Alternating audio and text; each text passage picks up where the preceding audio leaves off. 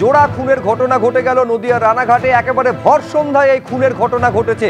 ব্যবসায়ী এবং তার গাড়ির চালককে কুপিয়ে খুন করা হলো। নির্মীয়মান বাড়িতে দুজনের ক্ষতবিক্ষত দেহ উদ্ধার হয়েছে। এই নিহত দুজনের মাথা এবং মুখে একাধিক আঘাতের চিহ্ন রয়েছে। দুপুরে ফোন করে কারা ডেকে নিয়ে গিয়েছিল তাদের তদন্তে নেমেছে পুলিশ। কিন্তু এই দুই খুনের ঘটনাকে কেন্দ্র করে রীতিমতন চাঞ্চল্য ছড়িয়েছে নদিয়ার রানাঘাটে। আরেকবার আপনাদের বলবো যে ভর সন্ধ্যায় এই খুনের ঘটনা ঘটেছে। ব্যবসায়ী এবং তার গাড়ির চালককে কুপিয়ে খুন করা হয়েছে। নদিয়ার রানাঘাটের ঘটনা।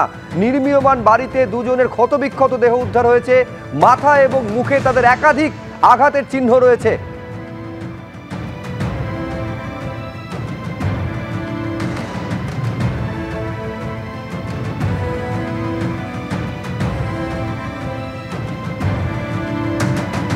এখন প্রশ্ন হচ্ছে কিভাবে কারা এই খুনের ঘটনা ঘটালো, বিশেষত একেবারে নির্মীয়মান বাড়ির মধ্যে এই দুজনের ক্ষতবিক্ষত দেহ উদ্ধার হয়েছে। সুজিত মণ্ডল আমাদের প্রতিনিধি আরো বিস্তারিত বলবেন এই নিয়ে। সুজিত, কি ঘটেছে?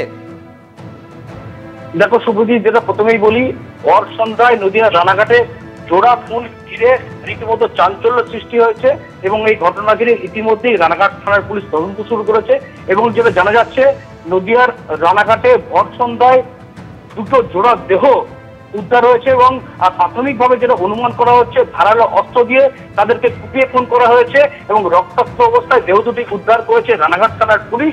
এবং পুলিশ সূত্রে জানা গিয়েছে, রূপক দাস, যার বয়স 34 বছর, এবং সুমন চক্রবর্তী, এই দুজনের দেহ কিন্তু উদ্ধার হয়েছে। এই সুমন চক্রবর্তীর গাড়ির চালক ছিলেন হচ্ছে রূপক দাস এবং এদের দুজনের বাড়ি হচ্ছে রানাঘাট পৌরসভা এলাকায়।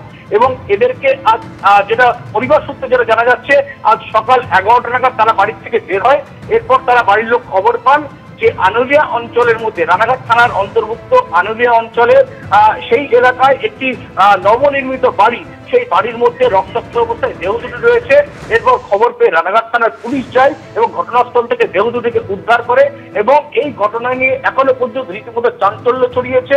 এবং যে সুমন চক্রবর্তী, যার বয়স 40 বছর, তিনি কিন্তু পেশায় একজন ব্যবসায়ী, তার কোনো রাজনৈতিক পরিচয় এখনো পর্যন্ত জানা যায়নি। এবং যিনি রূপক দাস, যার বয়স 34 বছর, তিনি তার গাড়ির চালক। দুজনকেই ওই নবনির্মিত যে বাড়ি, তার মধ্যে থেকে রক্তাক্ত অবস্থায় দেহ দুটিকে উদ্ধার করেছে। ময়নাতদন্তের জন্য রানাঘাট মহকুমা হাসপাতালে নিয়ে আসা হয়েছে। তবে এর পেছনে ব্যবসায়িক কোনো শত্রুতা নাকি কোনো রাজনৈতিক কোনো বিষয়, গোটা বিষয় নিয়ে ইতিমধ্যেই কিন্তু রানাঘাট থানার পুলিশ তদন্ত শুরু করেছে। তবে এইরকম ঘটনা ঘিরে ইতিমধ্যেই রানাঘাট পুরো গোটা এলাকা জুড়ে চাঞ্চল্য সৃষ্টি হয়েছে। নিঃসন্দেহে চাঞ্চল্য সৃষ্টি হয়েছে, তার কারণ এইরকম একটা ঘটনা, একেবারে হাড় হিম করা হত্যাকাণ্ড যাকে বলে, ভর সন্ধ্যায় ঘটে গিয়েছে। একেবারে নদিয়া রানাঘাটে জোড়া খুন। ব্যবসায়ী এবং তার গাড়ির চালককে কুপিয়ে নৃশংসভাবে খুনের ঘটনা ঘটেছে। নির্মীয়মান বাড়িতে দুজনের ক্ষতবিক্ষত দেহ উদ্ধার হয়েছে। মুখে এবং মাথায় তাদের একাধিক আঘাতের চিহ্ন রয়েছে। এখন এইখানে প্রশ্ন চিহ্ন তৈরি হয়েছে যে দুপুরে ফোন করে কারা ডেকে নিয়ে গিয়েছিল। যারা ডেকে নিয়ে গিয়েছিল তারাই কি আততায়ী? তদন্তে নেমেছে পুলিশ। এই ঘটনাকে কেন্দ্র করে একেবারে রানাঘাটে চাঞ্চল্য ছড়িয়ে পড়েছে।